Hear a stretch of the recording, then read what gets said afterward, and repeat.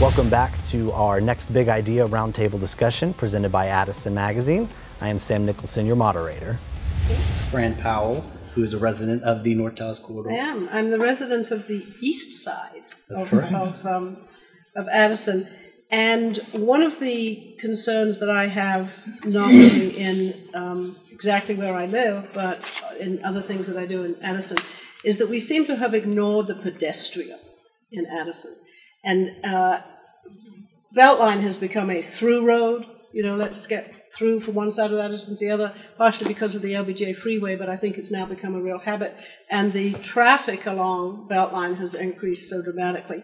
We already provide walking trails for the casual walker, the recreational walker, and things like that, but we need to somehow accommodate pedestrians. I mean, I drive up to the tollway all the time on Beltline, where people are obviously leaving the quorum and trying to get to a restaurant, and I just pray that nobody's going to hit them.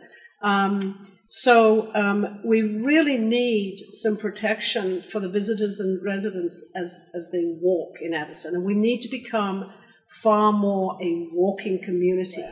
So working closely with the City of Dallas has got to become paramount. They control the light at Beltline and Montford. They control the light at Tollway and Beltline. That's where our citizens are walking, and they need to become very aware that we want people to be able to walk safely. We've got to make people feel safe to walk in the city, and it's a pity. I've lived here now for 24 years. The increase in the traffic is dramatic. We don't want people just tearing through Addison. We wanted people to be able to feel that it is a city that they can walk around and be safe. Good problem to have. Yeah. Yes. I can attest to that personally. Yeah. Being a resident of Addison Circle, I would love to walk to Village on the Parkway. Yeah. It's, like you said, it's just that. There's too many streets to cross. That's right.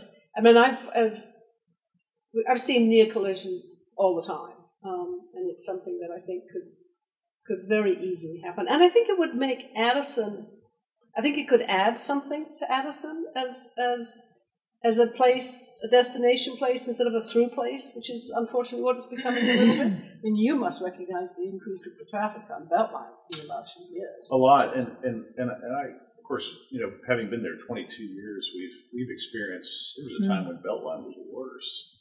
You know, when Crescentwood Mall was across the street. Christmas time, it was just gridlocked. There's been a lot done to really help alleviate it. But I agree with you. I see large groups of people walking from hotels down, down sidewalks that where cars are moving fast, coming off the tollway, making right and left turns. I get concerned about them. Todd, how hard, or what do you think about that idea of, I like your idea of on the little islands where people sometimes get trapped, of putting little protections. One of the things I've learned about traffic engineers is sometimes things that seem like good ideas are counterintuitively bad ideas. That may create a false sense of security, where, frankly, if someone's driving 40 miles an hour down Beltline, there are probably not very many guard rails they could put up that are really going to protect you. Now, it can serve as somewhat of a barrier. But it's not designed as a barrier. It's designed as a control for the pedestrian. It's to stop the pedestrian from seeing the light and going, oh, I can cross 6 lanes of road. You go into the barricade this way, and then you go out that way. So it's actually a control feature for the pedestrian. So they realize that these are two kind of separate roads. Well, let me speak to that, because Fran's right on point. And thankfully, we've been thinking about that and finally starting to do something about it. Now, we had a bond program in 2012 that gave us about $3 million to work with connectivity improvements so that some of these disconnected trails down in Tom's area and north of town, we could connect. And we're in the process of doing that. We're undergrounding the utilities on Beltline Road from Marsh Lane to Midway. That's our phase 1. And as a component of that, are expanding the sidewalks.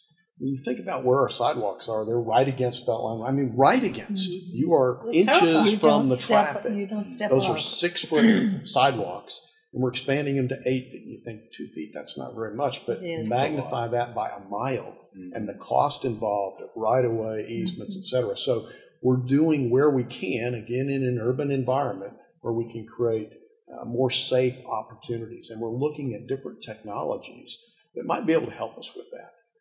The other challenge that we have is working with Dallas. Much of these areas that Fran has referred to are Dallas properties. And the city manager and I, Lee Dunn and I, have been with the city of Dallas folks, with their council members, and said, look, we will take from you. We'll happily accept the maintenance and upkeep responsibilities for the bridge right there at Beltline and the tollway. We already do the median all the way from the tollway all the way down to the bridge there at Wynwood. And we'll take many of those components. We'll do something on Montfort. The traffic light on Montfort just isn't working. And as Village on the Parkway gets busier and busier, we need more. So we're working with Dallas to try to, frankly, relieve them of the financial obligation. We'll take it if we can just create a safer environment. We're willing to make the investment. So I think that idea of probably of all of those is the closest to actually happening. That's most great. immediate, because we've got some funds available. You just get a little more cooperation from Dallas. Thank you for watching our next big idea roundtable discussion presented by Addison, the magazine of the North Dallas Corridor, here at the Addison Treehouse. We want to hear from you guys. We want to hear what your opinions are on the matters. Please feel free to comment on our YouTube page, our Facebook, follow us on Twitter, and check out addisonmagazine.com for more great ideas.